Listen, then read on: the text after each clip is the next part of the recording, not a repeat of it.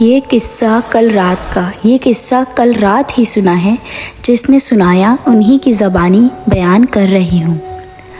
New Karachi شفیق موڑ کے پاس 2001 میں ہم نے ایک کرائے کی جگہ پر نیو فیکٹری کا آغاز کیا۔ یہ ایک بڑا پلاٹ تھا جس میں 3 پورشن پر مختلف فیکٹریز تھی۔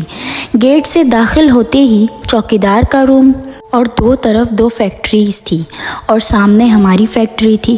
ہمارے پورشن میں داخل ہوتے ہی سامنے آفس، ایک طرف گودام میں کچا مال اور دوسری طرف مشینز لگی ہوئی تھی۔ ارد گرد میں 3 طرف خالی پلاٹ تھے اور گیٹ کے سامنے چائے کا ہوٹل اور پان کی دکان تھی۔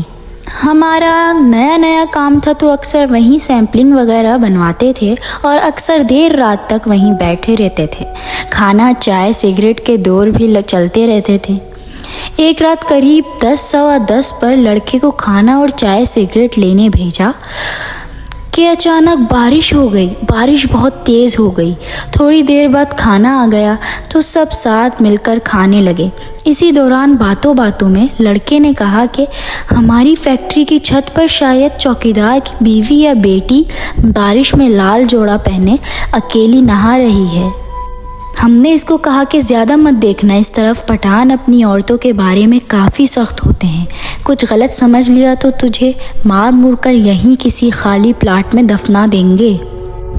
کھانے وغیرہ سے فارغ ہوئے تو بارش بھی رک گئی تھی۔ ہم سب گھر کے لیے نکلنے لگے۔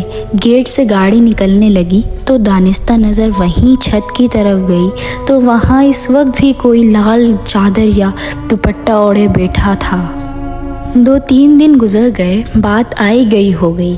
پھر اچانک ایک بار پھر دن کے وقت بارش شروع ہو گئی۔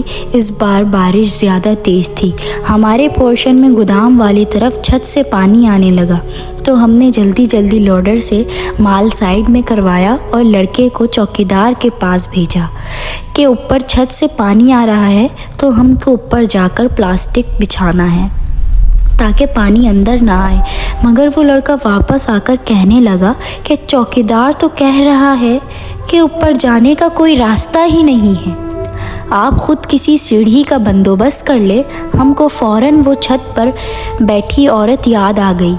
میں خود چوکیدار کے پاس گیا اور اس سے کہا کہ جہاں آپ کی فیملی رہتی ہے ہم اس طرف سے چلے جاتے ہیں۔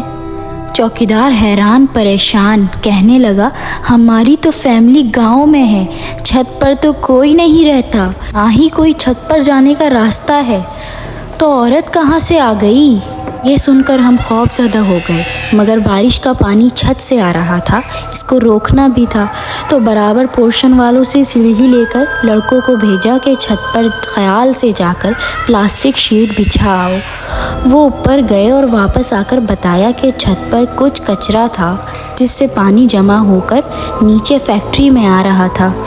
خیر وہ دن تو خیریت سے گزر گیا، مگر جس عورت کو لال لباس میں دیکھا تھا اس نے دوسرے دن صبح ہی اپنا اثر دکھانا شروع کر دیا کہ لوڈر صبح باتھ روم گیا تو اس نے باتھ روم میں چیخنا شروع کر دیا۔ ہم سب وہاں گئے تو دروازہ اندر سے بند کر کے وہ زور سے چیخ رہا تھا کہ وہ عورت باتھ روم کے باہر کھڑی اسے گھور رہی ہے۔ ہم نے اسے بتایا کہ کوئی نہیں ہے، باہر آ جاؤ۔ اس نے باہر آ کر بتایا کہ دروازہ بند ہونے کے باوجود اسے محسوس ہوا، بلکہ اسے نظر آیا وہ عورت اسے دیکھ رہی ہے۔ اس کا پورا جسم سن ہو گیا، وہ ہل بھی نہیں پا رہا تھا۔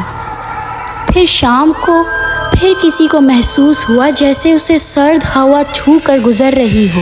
میں مشین کے پاس کھڑا تھا، مجھے صاف نظر آیا کہ وہ عورت میرے پیچھے کھڑی ہے اور مجھے جھرجھری سی آ گئی۔ جیسے تیسے وہ دن تو گزر گیا، مگر معاملہ زیادہ خطرناک ہو گیا۔